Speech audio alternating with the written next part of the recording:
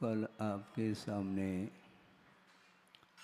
यह विचार रखा गया था कि ज्ञान और संवेदन में क्या अंतर है। केवल अंतर इतना ही है कि ज्ञान व्यापक हुआ करता है, संवेदन व्यापक नहीं हुआ करता। क्योंकि ज्ञान स्वपर प्रकाशी है। आप सुन रहे हैं, ज्ञान स्वपर प्रकाशी है, अपने आप को भी प्रकाशित करता है और पर वस्तु को भी प्रकाशित करने की क्षमता रखता है। यह ज्ञान की विशेषता है, किंतु संवेदन स्वपर प्रकाशी नहीं हुआ करता।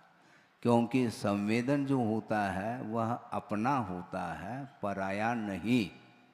और अपना संवेदन होते हुए भी, स्व का संवेदन होते हुए भी वर्तमान का ही संवेदन होता है। अतीत अनागत का संवेदन संभव नहीं है। ज्ञान हो सकता है, यह अलग वस्तु। हालांकि ये ज्ञान की ही परिणति है।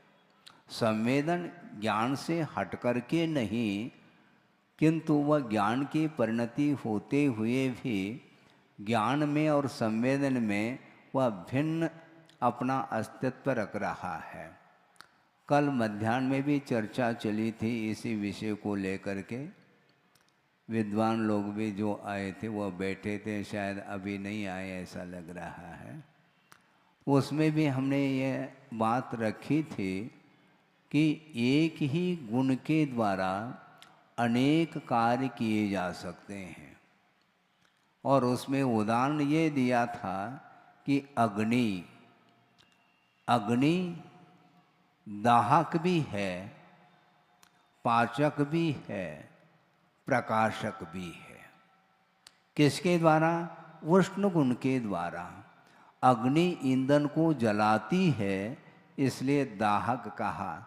दाह परिणामेन ईंधनम दहति इति दाहकः अग्नि। और वह अन्न को पचा रही है, पका रही है, इसलिए उसको पाचक कहा है। जठराग्नि के द्वारा भी अन्न पकता है। जो पकाया हुआ अन्न भी जठराग्नि के द्वारा और पकता है। और वह अग्नि उष्ण गुण के माध्यम से ही पदार्थ को प्रकाशित कर रही है। किंतु जिस समय वह अग्नि पदार्थ को प्रकाशित कर रही है, तो वह प्रकाशित करने रूप जो कार्य है वह उष्ण गुण के द्वारा ही हो रहा है। किंतु वहाँ पर पचाने का कार्य नहीं हो रहा है, जलाने का कार्य नहीं हो रहा। तो भिन्न भिन्न जो सामग्री है उसके अपेक्षा से वह भिन्न भिन्न कार्य देखने को मिल रहे हैं। तो इसलिए हमारा ये कहना है कि संवेदन और ज्ञान, इसमें बड़ा अंतर है। ज्ञान होना अलग वस्तु और संवेदनशीलता ये अलग वस्तु है। ज्ञान सम्यक दर्शन के अभाव में भी रहता है, किंतु उसके अंदर संवेदनशीलता नहीं है। तो संवेदन नष्ट हो गया क्या महाराज? नष्ट नहीं हुआ, किंतु मोक्ष मार्ग के क्षेत्र में उसका वह ज्ञान काम नहीं कर रहा है। द्रव्य श्रुत समीचीन होने के उपरांत भी वह ज्ञान दूसरे के काम में तो आ रहा है, किंतु स्वयं के हित के लिए वह काम नहीं कर रहा है। अभव्य जीव है जिसके पास 11 अंग का भी ज्ञान होता है, इस प्रकार आगम का उल्लेख है। और उस समीचीन ज्ञान के माध्यम से कईयों का कल्याण उस अभव्य के द्वारा हो रहा है। वह उपदेश दे रहा है, आगम के अनुरूप वह वस्तु तत्व का प्रतिपादन कर रहा है। और उस उपदेश को सुन करके कईयों का कल्याण हुआ है और हो रहा है, किंतु वह स्वयं का कल्याण उस ज्ञान के द्वारा नहीं हो रहा है। क्योंकि उसके अंदर श्रद्धान का अभाव है। श्रद्धान के बिना ज्ञान में समीचीनता नहीं आ सकती है, और समीचीन ज्ञान होने के बावजूद भी संवेदन अलग वस्तु है। और अध्यात्म ग्रंथों में कुंद कुंद जैसे जो अध्यात्म के प्रणेता हैं, उन्होंने स्पष्ट कहा कि वस्तुतः संवेदन दो प्रकार का हुआ करता है, एक सराग स्वसंवेदन और एक वीतराग स्वसंवेदन है। संवेदन का अर्थ महसूस करना, फीलिंग जिसको बोलते हैं, वह सराग स्वसंवेदन का अर्थ वीतरागता के अभाव में जो कुछ भी अनुभव में आ रहा है वह राग के साथ संवेदन हो रहा है, वह सराग स्वसंवेदन माना जाता है। इसलिए संवेदनशीलता बहुत महत्वपूर्ण वस्तु है। आपने देखा होगा समुद्र में करोड़ों नहीं अरबों साल हो गए होंगे, बड़े बड़े पाषाण वहाँ पर समुद्र के तल में हैं, किंतु वह पानी, उस समुद्र के पानी के द्वारा वह भीग गया क्या? वह पाषाण भीगा नहीं, वो समुद्र में डूबा हुआ है, वहीं पर है वो, और कई किलोमीटर हो सकता है उसके ऊपर पानी, कितनी गहराई में है, किंतु वह डूबा हुआ है, वह ऊपर ऊपर से भीगा है, भीतर से भीगा नहीं वो। और जो भीतर से नहीं भीगता है उसके लिए उपदेश लागू नहीं हो सकता, ये ध्यान रखो। हाँ, समझ में आ रहा है? कई लोग तो बहुत प्रफुल्लित मन से कह रहे हैं महाराज हमें समझ में बात आ रही है। इसको बोलते हैं ज्ञान और संवेदन बहुत अलग वस्तु है। अनंत काल व्यतीत हुआ है, कितने बार धर्म श्रवण किया हुआ होगा, कोई उसका हिसाब किताब है क्या?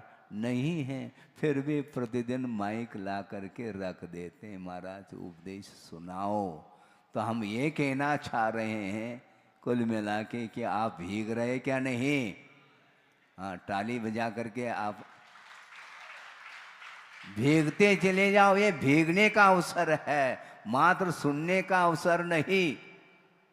सुनाने वाले हमसे भी अच्छे मिल सकते हैं, हाँ, इसमें क्या दिक्कत है?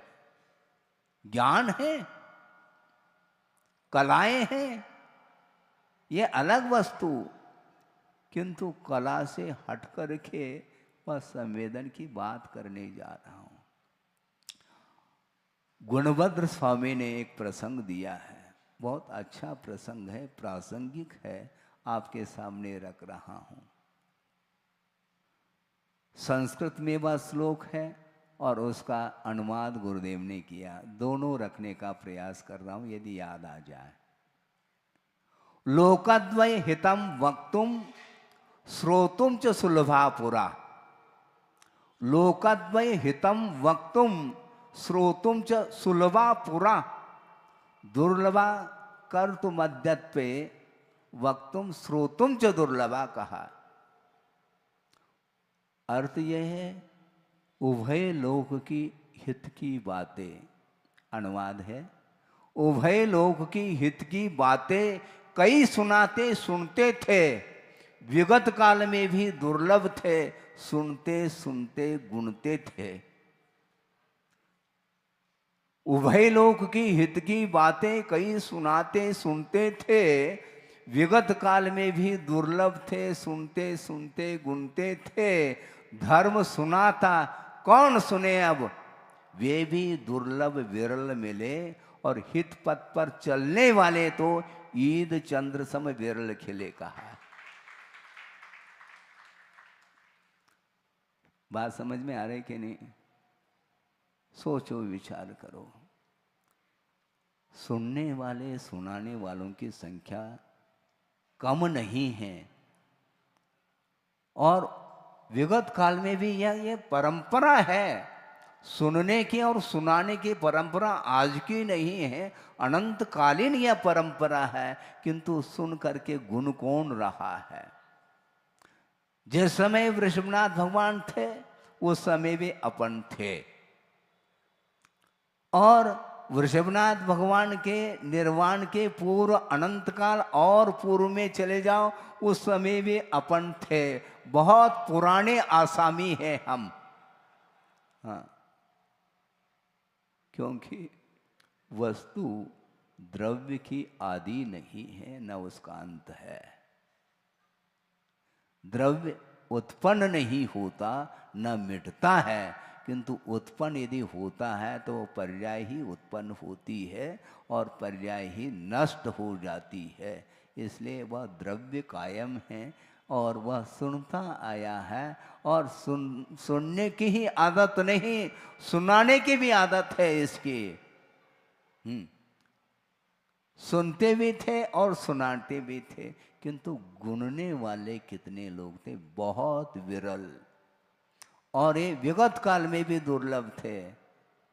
और वर्तमान में धर्म सुनाता कौन सुने अब, वे भी दुर्लभ विरल। सुनने वाले भी दुर्लभ मिलेंगे और सुनाने वाले भी दुर्लभ मिलेंगे, और हित पथ पर चलने वाले तो ईद चंद्र सम विरल खिले, ऐसा कहा। अमावस्या के पश्चात शुक्ल पक्ष प्रारंभ होता है? और शुक्ल पक्ष के बाद कृष्ण पक्ष प्रारंभ होता है। ये एक एक पक्ष परिवर्तित होते रहते हैं। तो कृष्ण पक्ष का अंत हुआ अमावस्या के दिन, उसके बाद प्रतिपदा आती है, और चंद्रमा की कला देखने को मिलती है नहीं, और वह दूज का चंद्रमा बहुत एक रेखा, प्रत्येक व्यक्ति के लिए वह रेखा देखने को नहीं मिलती। वो ईद चंद्र सम विरल खिले, ईद चंद्रमा का अर्थ दूज का चंद्रमा होता है।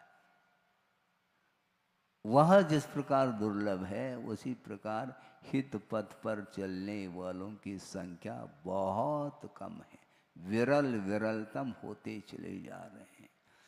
ऐसा क्यों? क्योंकि यह दुर्लभ वस्तु है, और दुर्लभ वस्तु की क्वांटिटी ज़्यादा नहीं, क्योंकि जो दुर्लभ वस्तु है उसकी क्वालिटी है, और उच्च क्वालिटी की जो वस्तु होती है वह क्वांटिटी में कम ही मिला करता है। एक सज्जन ने गुरुदेव के सामने रखा, महाराज महावीर भगवान के सामने, महावीर भगवान के विषय में सुनते थे, महावीर भगवान का इतना विराट जो सिद्धांत है, और उनकी अनुयायियों की संख्या कम क्यों है? सुन रहे हैं आप सुनिएगा, क्योंकि आपकी कविता भी हमने सुन ली। अब हमारी कविता सुन लो, गद्य में है, पद्य में नहीं। सुनिए आप। उन्होंने ये पूछा कि महाराज महावीर भगवान का सिद्धांत, जियो और जीने दो का जो सिद्धांत है, और उस पथ पर वह स्वयं चल रहे हैं, किंतु उनके उपासकों की संख्या विरल क्यों है? तो उन्होंने उत्तर दिया, उदाहरण के साथ उत्तर दिया, सुनिए आप। उन्होंने, गुरुदेव ने ये कहा, सबसे दुकानों की संख्या अधिक किसकी है? जगह क्या? सब्जी नहीं, अभी तो रुको। पान की दुकान जगह जगह मिलेगी आपको, 10-10, 15-15, 20-20 कदम कदम पर वह पान की दुकान मिलेगी, क्योंकि वह सुलभ है। और उससे आगे बढ़ो धीरे धीरे, हैं? किराना दुकान है, कपड़े की दुकान है, आदि आदि, ये और कम मिलेंगे। और इससे सोने चांदी की दुकान और कम मिलेंगे, और हीरे पन्ना आदि आदि इसके दुकान कम मिलते हैं। उसी प्रकार महावीर भगवान की उपासकों की संख्या कम है, हैं? तोल करके देते हैं क्या? गाजर मूली जैसे तोल करके देते हैं, और तोलने के उपरांत दो चार और डालो, इस प्रकार मांग भी आती। इस प्रकार हीरे माणिक मोती वगैरह, हैं? उसको दिखाने के लिए नहीं रखते हैं, ये जोड़े के अंदर ही रहेंगे वो। ये दुर्लभ इसी को बोलते हैं। 11 अंग तक ज्ञान होने के उपरांत भी उसके अंदर श्रद्धा की किरण नहीं फूट रही है, तो इसलिए आचार्य कहते हैं वह संवेदनशील नहीं है। उसके पास मात्र ज्ञान है, कोरा ज्ञान है। वह ज्ञान दूसरे के काम में तो आ रहा है, किंतु स्वयं के काम में नहीं आ रहा है, क्योंकि दिया तले अंधेरा, ये यहाँ पर बात चरितार्थ होती है। स्वयं तो अंधेरे में है और दूसरे को प्रकाश दे रहा है। उस ज्ञान के माध्यम से विश्व का कल्याण तो हो रहा है, किंतु खुद का कल्याण नहीं हो रहा है। कल्याण जो होता है वह मात्र ज्ञान से नहीं, किंतु जो भीगा हुआ ज्ञान है वही कल्याण के लिए कारण सिद्ध होता है। हमने उदाहरण दिया है, समुद्र में जो पाषाण खंड है वह करोड़ों अरबों सालों से वह समुद्र के तल में है, किंतु वह ऊपर ऊपर से भीगा हुआ है, ऊसई ऊसई, और अंदर जो है वह पाषाण खंड वह सूखा ही मिलेगा। इसीलिए आचार्य कहते हैं कर्तव्य करो आगे बढ़ो। वो भीगता है तो ठीक है, नहीं भीगता है तो स्वयं भीगते चले जाओ। क्योंकि हमें भीग करके ही कार्य करना है, धर्म ध्यान हमें करना है। गुरुदेव ने एक बार बात कही थी, वो ये है कि तुम्हें धर्म ध्यान करना है और तुम दूसरे के निमित्त से भी धर्म ध्यान कर सकते हो। दूसरा करे तो अच्छी बात है, नहीं करे तो दूसरे के निमित्त से भी हम धर्म ध्यान करते हैं। दूसरे का कल्याण हो, सुखी रहे सब जीव जगत के, कोई कभी न घबरावे, और वैर पाप अभिमान छोड़ नित नित नए मंगल गावे, दंगल नहीं, नित नए मंगल गावे कहा है। सुखी रहे सब जीव, सुखी रहे। हालांकि जो सुखी होगा वह अपने पुरुषार्थ से ही होगा। जो पुरुषार्थशील नहीं है उसके लिए मैं कह दूं कि सुखी रहे सब जीव जगत के, नहीं बनता है, क्योंकि इस जगत में अभाव भी है। सुखी रहे जीव जगत के, उनका कल्याण होगा क्या? वह सुखी हो सकते हैं क्या? नहीं हो सकते हैं, क्योंकि उसका उपादान है ही नहीं। इसके उपरांत भी उसके हित की बात करने में, उसके हित की बात सोचने में हमें कोई घाटा नहीं है। हाँ, कोई साइड इफेक्ट नहीं होता, क्योंकि हमारा परिणाम है, उज्जवल परिणाम है। भगवान हमें जिस प्रकार आपके माध्यम से पथ मिला है, उसी प्रकार सभी लोगों के लिए पथ प्राप्त हो जल्दी से जल्दी। बल्कि गुरुदेव ने एक बार ये भी कहा था कि हमसे जल्दी तुम मुक्त हो जाओ तो हमें और आनंद आएगा, मैं बाद में धीरे धीरे आ जाऊंगा। हाँ, क्योंकि आपको जल्दी है ना, जल्दी है तो जल्दी चले जाओ, हम धीरे धीरे आ जाएंगे, टहलते टहलते आ जाएंगे, हम आपके पास पहुंच जाएंगे। क्योंकि पहला और दूसरा क्या वस्तु है, मैं सिद्धांत की बात रखने जा रहा हूँ, बहुत महत्वपूर्ण है। आप सोचेंगे कि संवेदन और ज्ञान की चर्चा चल रही है, और आज के तारीख से अनंत काल जिन्हें शुद्ध बन करके समय व्यतीत हुआ है। सुन रहे हैं आप? और आज के तारीख में किसी को मुक्ति मिली है, किंतु संवेदन में इक्वलिटी है, संवेदन में समानता है। ये नहीं कह सकते जो अनंत काल जिनको निर्वाण को प्राप्त करके हो गया है उनको वो ज़्यादा सुखी है, और आज के तारीख में जो मोक्ष प्राप्त कर लिया उनकी अपेक्षा से इनको कम सुख है। नहीं। क्यों? इसलिए नहीं क्योंकि संवेदन वर्तमान का होता है। अतीत में अनंत सुख उन्होंने भोग लिया है प्रति समय, इसके उपरांत भी वर्तमान का ही उन्हें संवेदन होगा। अतीत अनंत काल का संवेदन उन्हें भी नहीं होगा। अनंत सुख का अनुभव करने के बाद भी वर्तमान का ही संवेदन होगा। अतीत की स्मृति, यानी अतीत वह ज्ञान का विषय बनता है और संवेदन का विषय नहीं बन सकता।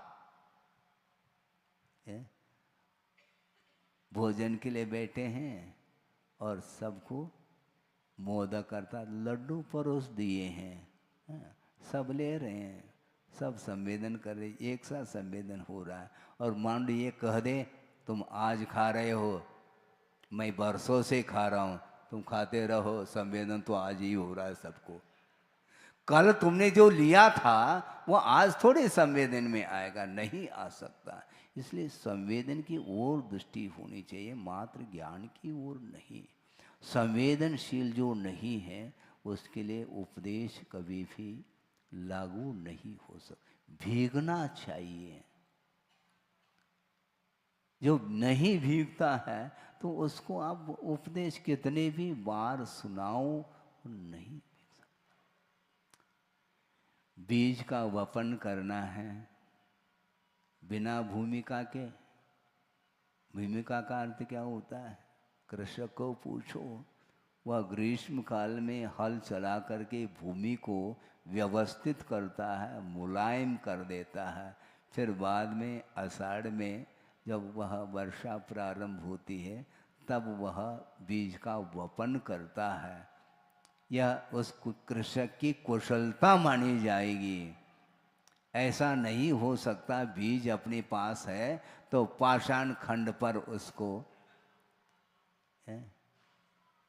बिखर दो, उसको उगेगा? वो नहीं उग सकता।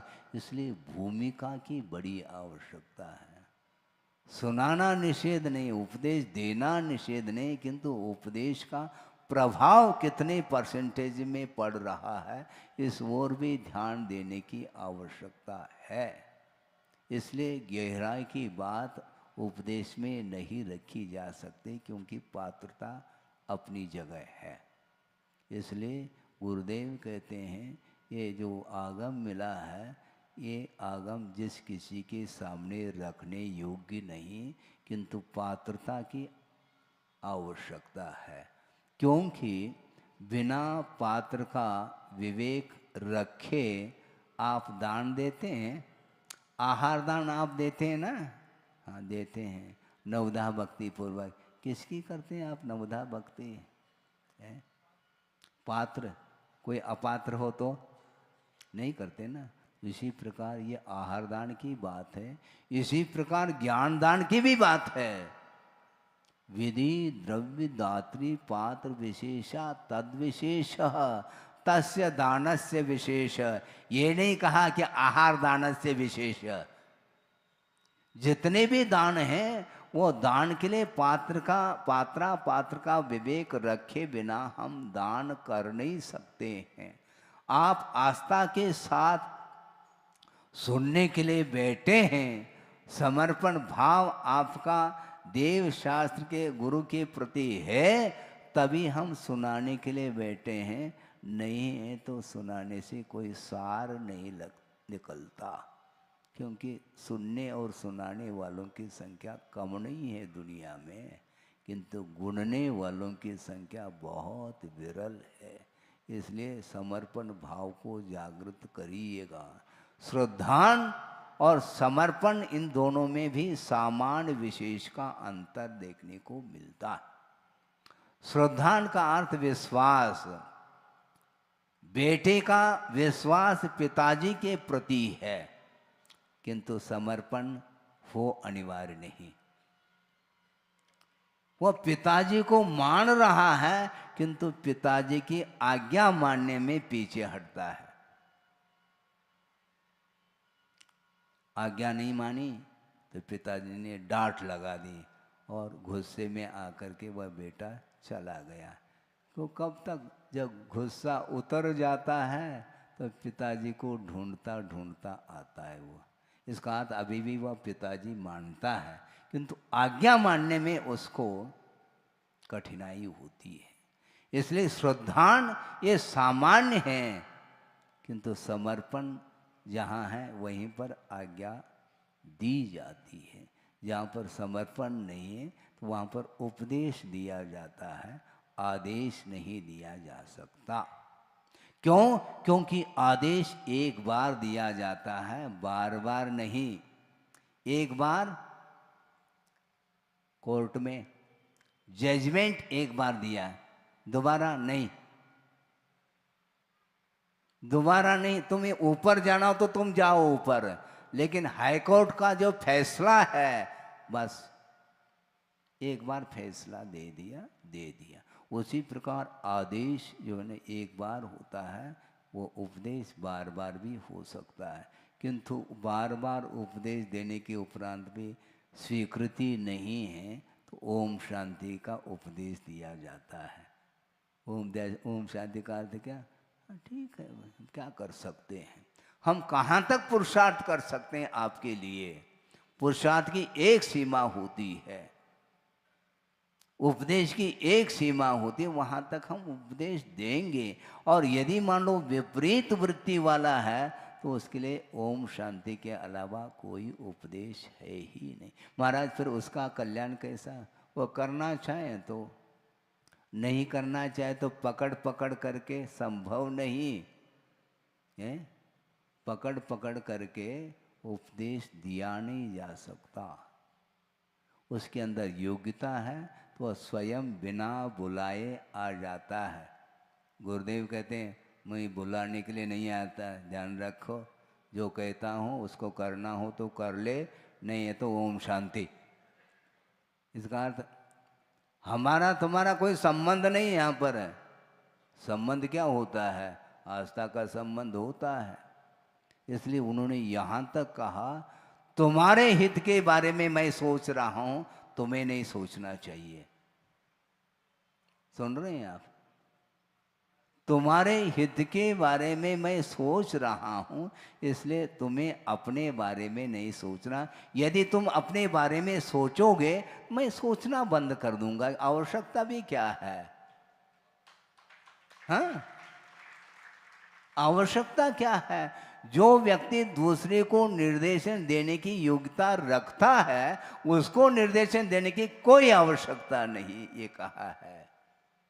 छोटा बेटा है, उसको बार बार संभालने की आवश्यकता है, और वह दूसरे को संभालने की क्षमता रखने लग जाए तो ठीक है, उसको छोड़ देना चाहिए। उसको फिर उसकी उंगली नहीं पकड़ना चाहिए, क्योंकि वह दूसरे की उंगली भी पकड़ करके चल रहा है तो ठीक है। इसमें क्या सहयोग कब तक दिया जाता है?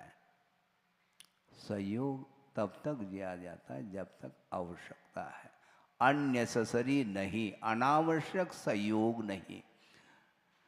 तैरना जब तक नहीं आता है तब तक आप आलम्बन ले लेते हैं, कोई भी लकड़ी का आदि आदि का, और तैरना आ गया, बाढ़ में भी तैरने की क्षमता आपके अंदर आ गई, अब आलम्बन की कोई आवश्यकता नहीं, निरालंब होने के लिए कहा है।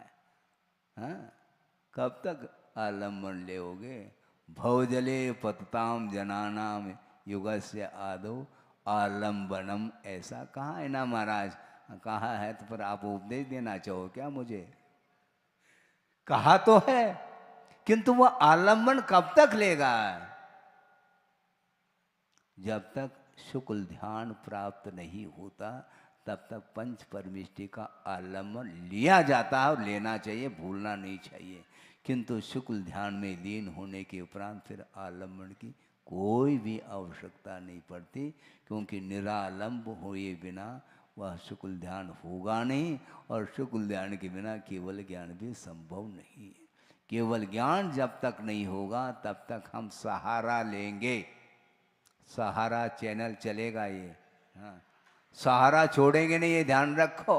हाँ, गुरुदेव उपस्थित हो अथवा ना हो, प्रत्यक्ष और परोक्ष, जब तक कल्याण नहीं होगा तब तक हम सहारा लेंगे। आप लेना हो तो आपकी मर्जी, हमारी कोई अर्जी नहीं है। जिसको कल्याण करना है, करना चाहता है, वह आलम्बन लेता है और लेना चाहिए। की बात। इसीलिए संवेदनशील हो जाना चाहिए, भीगना चाहिए। नहीं भीगते हैं तो कर्म कटेंगे नहीं। वस्तुतः ज्ञान साधन है, इसके उपरांत भी उसका सदुपयोग यदि नहीं होता है तो कर्म कट नहीं सकते हैं। इसलिए हमने शुरुआत में ही कहा था, अभव्य के पास 11 अंग का ज्ञान होते हुए भी उस ज्ञान के द्वारा वह दूसरे को प्रकाश दे रहा है, किंतु अपनी आत्मा अंधेरे में बैठी है उसकी। सोचो, विचार करो, फिर क्या होगा महाराज? होगा कुछ नहीं, क्योंकि उसका नेचर है, और नेचर परिवर्तित नहीं हो सकता। कभी भी अभव्य भव्य नहीं बन सकता, ना भव्य अभव्य बन सकता, क्योंकि वह नेचर अर्थात प्रकृति। हाँ, प्रकृति कहा कुंद कुंद स्वामी ने, न मुयेदि पैडिम अभवो। अभव्य अपने प्रकृति को नहीं छोड़ता है। हाँ, न मोयेदि पैडिम अभवो सुठो भी अध्यायदून सत्तानी। अच्छे ढंग से वह शास्त्र का अध्ययन भी कर लेता है, फिर भी अपनी प्रकृति को नहीं छोड़ता है। उसका नाम अभव्य कहा है। अभव्य की यह परिभाषा बनाई है। अच्छे ढंग से वह शास्त्र का अध्ययन भी कर ले, फिर भी अपने नेचर को वह छोड़ने के लिए तैयार नहीं हो सकता। और उदाहरण दिया है, उदाहरण ये दिया है, गुड़ दूध दम पे पिबंता नपन्न या निविसा होती। पन्नग बोलते हैं सर्प को, और उसको आपने क्या पिलाया है? दूध, और उसमें गुड़ डाला है, मीठा मीठा, और दूध पिलाया है, फिर भी अपने विष को नहीं छोड़ सकता। इसको बोलते हैं अभव्य। महाराज, हम किस श्रेणी में आते हैं? हमें आकुलता होने लगी महाराज, तो गुरुदेव कहते हैं जिसको आकुलता हो रही है वह भव्य है, ये ध्यान रखो। अभव्य को आकुलता नहीं होती, क्योंकि उसकी दृष्टि में मोक्ष कोई वस्तु है ही नहीं। मोक्ष से उसको कोई सरोकार नहीं, उसको केवल जो है भोग सामग्री चाहिए। उसके लिए सब कुछ वह करने के लिए तैयार है।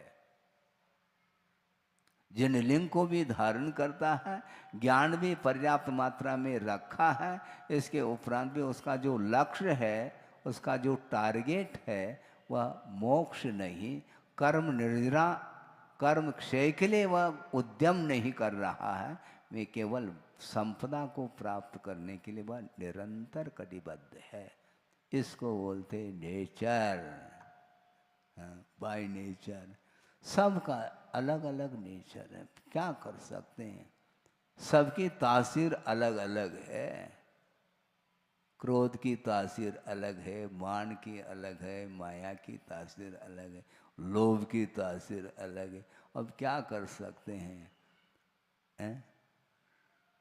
आत्मा की क्या तासीर है? आत्मा का स्वभाव है ज्ञाता दृष्टा, इसके अलावा कुछ नहीं। कोई भी वस्तु को ग्रहण करना उसका स्वभाव में है ही नहीं। ग्रहण करने का स्वभाव आत्मा का नहीं, मात्र जानने का स्वभाव है उसका। इसको बोलते हैं ज्ञान, सम्यक ज्ञान बोलते हैं। सम्यक ज्ञान होने के उपरांत भी जब तक असंयम की भूमिका में रहता है, तब तक उसका आकर्षण पर वस्तु के प्रति रहता ही है। उसके कारण ही उसका विकास रुका हुआ है। विकास करना चाहो तो विकास के लिए जो व्यवधान उपस्थित करता है, उसको हटाने की आवश्यकता है। क्योंकि जब तक बाधक कारण का अभाव नहीं करोगे तो साधक कारण का सद्भाव लेकर के करोगे क्या आप? रोग उत्पन्न हुआ है, महाराज दवाई ले लेंगे, दवाई मिल जाएगी, हाँ दवाई तो मिल जाएगी, रामबाण, हाँ रामबाण मिल जाएगी बिल्कुल, किंतु उसके साथ साथ बाधक कारण का अभाव करना पड़ेगा। जिस कारण से रोग उत्पन्न हुआ है उन्हीं पदार्थों का तुम सेवन करते चले जाओ, फिर बाद में रामबाण औषधि ले लो, वह रावण बाण हो जाएगा, रामबाण रहेगा नहीं, वो पक्की बात है। औषधि तब काम करेगी जब अपोजिट जो तत्व है उससे दूर रहना पड़ेगा। हाँ। दवाई लेते लेते बरसों हो गए, डॉक्टर साहब दवाई काम नहीं कर रही है, दवाई नहीं काम करे तो मेरा माता नहीं काम कर रहा है, वो कहता है दवाई क्यों नहीं काम कर सकती, तुमने क्या किया, दवाई लिए क्या? नहीं नहीं, आपने लिख कर के दिया था ना, उसको ले लिया हमने, जो आपने लिख कर के दिया था उस जो कागज पर उसी को घोट करके पी लिया, हाँ इसलिए पी लिया हो गया, पी लिया उसको, फिर बस। अरे इसलिए तुम्हारे पास विवेक नहीं, मेरा आशय क्या था उसको पकड़ा नहीं तुमने। हमने ये कहा था ये दवाई लिख करके देता हूँ, तुम ले लेना, कहाँ पर दवाई मिलेगी, मेडिकल में मिलेगी, गए नहीं तुम, उसी को घोट करके पी लिया, तो मैं क्या करूँ, मेरा क्या इसमें दोष है? पंच परमेष्टि में कोई दोष नहीं, पंच परमेष्टि की आराधना करते हुए भी यदि कल्याण नहीं हो रहा है तो पंच परमेष्टि में कोई दोष नहीं, दोष अपने भीतर है, ये ध्यान रखो। हम माला फेर रहे हैं और मन कहाँ घूम रहा है, बाजार में घूम रहा है और माला फेरी जा रही है, माला मात्र फिर रही है और साथ साथ मन भी फिर रहा है। सोचो विचार करो, पंच परमेष्टि की आराधना करते समय एकाग्र चित्त हो करके और मात्र एक प्रकार से संसार के विच्छेद के लिए यदि प्रभु की आराधना करते हैं तो वह आराधना सार्थक सिद्ध हो सकती है, अन्यथा मात्र ओनली ड्रामा। हाँ, ड्रामा के अलावा संसारी प्राणी ने अतीत में कुछ किया ही नहीं, उसमें मैं भी शामिल हूं, घबराओ नहीं। हाँ? क्योंकि सबका अतीत अनंत के कोठी में निकला है। हाँ? आराधना की है, किस उद्देश्य को लेकर के की है? यदि कर्म क्षय के उद्देश्य को लेकर के आराधना यदि करते हैं तो यार इस धरती पर क्यों हम रहते हैं? ऋषभनाथ भगवान गए तो उन्हीं के साथ चले जाते ना अपन भी, बड़े बाबा, बड़े बाबा की आराधना करते हो आप, बड़े बाबा जिस समय थे साक्षात उस समय भी अपन थे, वो चले गए तो अपन रुके क्यों? हमने बड़े बाबा की आराधना नहीं की सही तरीके से, इसलिए रुके हुए हैं। इसलिए स्वयं का दोष है, साधन में कोई भी दोष नहीं। इसलिए बाधक कारण का अभाव करो, साधक कारण का सद्भाव, फिर बाद में कार्य का प्रादुर्भाव होता है, ऐसा कहा है। बाधक क्या है महाराज, आप ही बताओ, हम क्या बताएंगे, आपको मालूम नहीं है क्या है?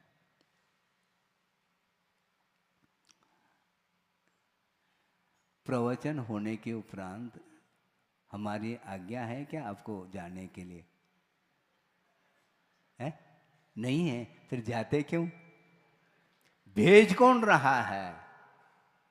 प्रभु के चरणों में बैठ करके पूजन अर्चन करते हो, प्रभु ने बुलाया भी नहीं और भेज भी नहीं रहे, किंतु हम चले जाते हैं, अपने मन से ही चले जाते हैं, ये ध्यान रखो।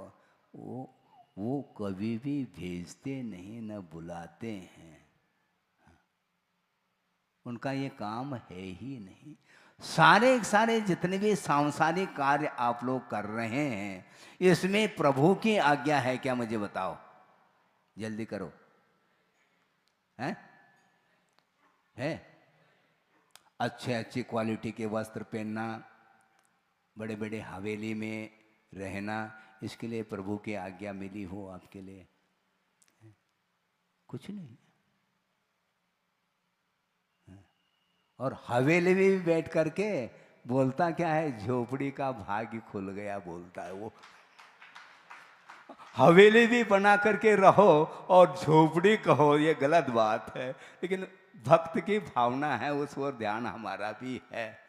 अब सोचो, विचार करो, अरबों रुपए करोड़ रुपए खर्च करके हवेली में बना करके रहता है और बोलता क्या है? झोपड़ी का भाग्य खुल गया। वो झोपड़ी है क्या? वो कुटिया है क्या? वो कुटिया नहीं है वो। है? कुटिया और झोपड़ी ये हम भी जानते हैं, है? अंतर, लेकिन भाव इसी प्रकार के होते हैं। तो वस्तुतः संसार के जितने भी हम कार्य करते हैं, उसमें प्रभु का कोई भी आशीर्वाद, उनका आदेश उपदेश है ही नहीं, बल्कि प्रभु ने त्याग का उपदेश दिया है, ग्रहण का नहीं। ये मार्के की बात है। प्रभु ने ग्रहण करने के लिए उपदेश नहीं दिया, त्याग का उपदेश दिया। इसी प्रकार गुरु ने उनको कहा, किसको? मछुआरे को, पहली मछली छोड़ो। महाराज फिर दूसरी लेने के लिए कहा क्या? लेने के लिए कहा ही नहीं,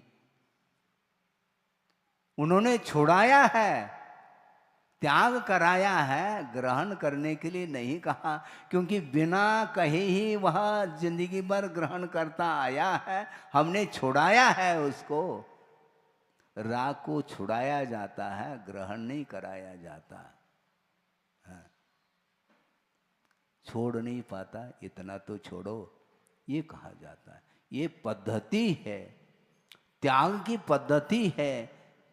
पात्र को दे करके ही त्याग कराया जाता है, जिसकी जितनी क्षमता है उसके अनुरूप त्याग कराया जाता है। और समर्पण भाव के साथ वह प्रतिज्ञाबद्ध होकर के पालन करता है। वह छोटा सा भी वह नियम, वह संकल्प उसके लिए उन्नति के लिए कारण सिद्ध होता है। आप ध्यान रखो, उसने भी त्याग किया, उसका विकास देखो। धीवरोध ही लिखा गुरुदेव ने, पढ़ो तो सही। हमारा संस्कृत में, हिंदी में नहीं है, कोई वादा नहीं, बहुत कठिन। इसको बोलते हैं समर्पण। एक ही बार में वह हाथ जोड़ता है और अपन हाथ नहीं जोड़ते हैं, तर्क करते हैं, इतने से क्या होता है हमारा? ये भी कोई त्याग है क्या? अच्छा, तो पूरा छोड़ दो फिर, वो भी नहीं होता है। और जो छोड़ रहा है उसकी प्रशंसा कर देनी चाहिए। मात्र एक 14 के दिन उसने वध का त्याग किया था, चांडाल ने। पढ़ा आपने? पढ़ो थोड़ा सा। हाँ, शिविर बहुत हो चुके हैं, थोड़ा सा रत्न श्रवकाचार पढ़ करके उस कथा को ताज़ा कर लो। जिसने एक चांडाल है और उसने 14 के लिए वध का त्याग किया, उसका इतिहास भी पढ़ो। वस्तुतः उस चांडाल को सर्प ने काट लिया था और परिवार वालों ने सोच लिया ये इस मरण को प्राप्त हुआ है, और उसको उठा करके स्मशान में रख दिया। और वहां पर एक रिद्धिधारी मुनि महाराज ध्यानस्थ थे और औषध रिद्धि के धारी थे, और उनके शरीर से वह स्पर्शित होकर के वह वायु, वह हवा वहाँ पर पहुँच गई जहाँ पर वह मृतक शरीर पड़ा हुआ है, और वह जीवित हो गया। वस्तुतः वह मृतक नहीं हुआ था, जहर चढ़ा हुआ था, विषाक्त हो गया था। परिवार वालों ने सोच लिया कि यह वस्तुतः मरण को प्राप्त हुआ है, इसलिए उसको वहाँ पर रख दिया था। किंतु अभी मरण को प्राप्त नहीं हुआ था और वह जीवित हो जाता है। तुरंत वह सोचता है कि मेरा कार्य तो यही है, मैं चांडाल हूँ, मैं जल्लाद हूँ, इसके उपरांत भी एक दिन 14 के लिए मैं वध का त्याग करूंगा। इस प्रकार उसने प्रण ले लिया और उसकी परीक्षा हो गई। ऐसी परीक्षा हो गई कि अष्टानी का पर्व चल रहा था और राजा ने ये घोषणा कर दी कि पर्व के दिनों में कोई भी मांस का भक्षण नहीं करेगा, कोई भी वध नहीं करेगा। इस प्रकार उसने घोषणा कर रखी थी और घोषणा करने के उपरांत भी राजकुमार ने ही वध किया है। और बगीचे में जा कर के, एकांत में जा कर के एक क्या बोलते, हाँ, मेंढा, उस मेंढे का वध करके उसको उसने पका करके उसका भक्षण कर लिया। और वह जान लिया, किसने? माली ने जान लिया। वह पेड़ पर था, देख रहा था ये करता क्या है, पूरा पूरा जान लिया। और उसने अपने पत्नी को बता दिया कि देखो इसने इस प्रकार जो है आज्ञा का उल्लंघन किया है। इस प्रकार वह बात चल रही थी और उतने में ही बात राजा तक पहुंच गई। पहुंचते ही राजा ने कहा, राजा आज्ञा का उल्लंघन करने वाला कौन हो सकता है? जिसने उल्लंघन किया उसका पकड़ करके ले आओ। कोतवाल को, सारे राज कर्मचारी को बता दिया, पकड़ करके ले आओ, ले आओ। तो बात समझ में आ गई कि राजकुमार ने वध किया, अब कैसे पकड़ेंगे, कैसे ले जाएंगे। वो भयभीत होने लगे, राजन हम आपको बता नहीं पाएंगे कि किसने वध किया, तुम्हें बताना पड़ेगा, नहीं तो ध्यान रखो तुम्हारे जीवन भी भरोसा नहीं, ध्यान कुछ भी हो सकता है, तुम्हें बताना पड़ेगा। तो धीरे धीरे बताया कि राजन तुम्हारे राजकुमार ने ही वध किया है। राजकुमार ले आओ, अब कुमार नहीं है वो। इसको बोलते हैं पक्षपात का अभाव। चाहे राजकुमार हो चाहे कोई भी कुमार हो, आज्ञा का जो उल्लंघन करता है उसको पनिशमेंट देना है, ये न्याय है। और उसको पकड़ करके ले आओ, उसको दंड दिया जाएगा, मृत्यु दंड। ये घोषणा हो गई, लेकर के आ गए। अब वो मृत्यु दंड देगा कौन? आज्ञा की आज्ञा है, देना तो उसी को। ले आओ, किसको? चांडाल को ले आओ, क्योंकि प्रतिदिन वही देता है। उसको बुलाने के लिए गए तो वो कह रहा है मैं नहीं आ सकता, और पहले से ही कहा था अपनी पत्नी को कोई भी आ जाए तो मना कर देना कि वो घर में नहीं है। तो वो आ गए बुलाने के लिए, कर्मचारी, राज कर्मचारी। कहाँ है? नहीं वो है नहीं, बाहर गया है। बाहर गया कहने से उनने कहा वो अभागा है, यदि आज वह वध कर देता तो उसके बदले में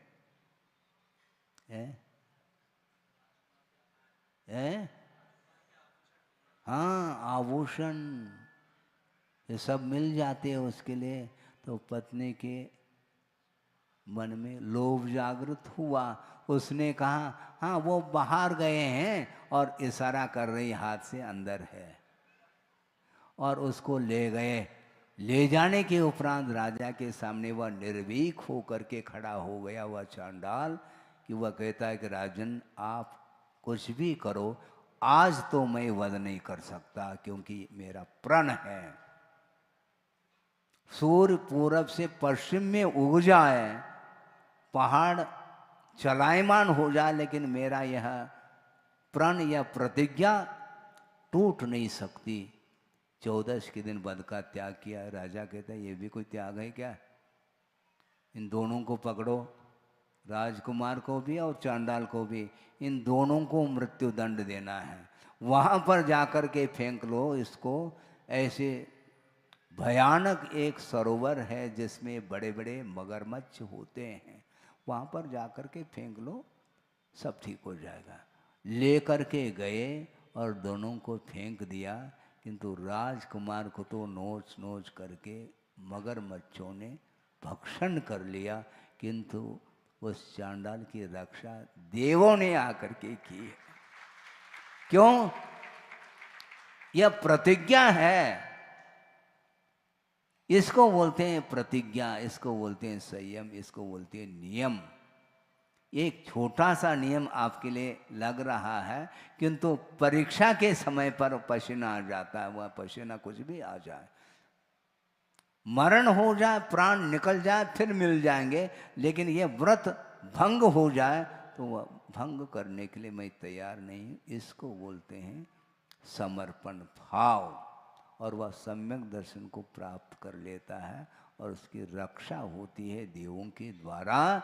इसलिए हमारा इतना ही संक्षेप में कहना है कि कौन क्या कहेगा, हमारी रक्षा कौन करेगा, हमें आपत्ति आ रही, विपत्ति आ रही। अरे आपत्ति विपत्ति तो कर्म के उदय में आया करती है, किंतु जिसके हृदय में धर्म है वो देव भी आकर के उसकी रक्षा करते हैं। रक्षा की चिंता मत करो, स्वयं की रक्षा की चिंता मत करो, दूसरे की रक्षा करते चले जाओ, तुम्हारी रक्षा ऑटोमेटिक होती चली जाएगी। हाँ, गुरुदेव ने ये कहा है कि दूसरे के लिए रोना धर्म ध्यान है। समझ रहे हैं आप? दूसरे के लिए रोना धर्म ध्यान और अपने लिए रोना आर्त ध्यान कहा है। भगवान के सामने हाथ जोड़ करके आप लोग रोते हैं, भगवान ऐसा कौन सा कर्म आ गया। अरे भैया, पड़ोसी के पास भी कर्म टूट रहा है, उसके पास उसके दुख को दूर कर लो, तुम्हारा दुख तो ऑटोमेटिक दूर हो सकता है। ये हो गई संवेदना। इसको बोलते हैं संवेदनशील होना चाहिए, भीगना चाहिए। उपदेश बहुत सुन लिए हैं, सुनाते चले जाएंगे, हमें कोई आपत्ति नहीं, क्योंकि हमें कोई घाटा है ही नहीं। हमें धर्म ध्यान करना है, तुम्हारे निमित्त से कर लूँगा, हमें क्या दिक्कत है। आप लाका भवन में आते चले जाओ, आपके निमित्त से मैं धर्म ध्यान कर लूँगा, और आपको यदि लाभ हो जाए तो आपसे भी मुझे ज़्यादा लाभ मिलेगा। ये ध्यान रखो। अहिंसा परमो धर्म की जय।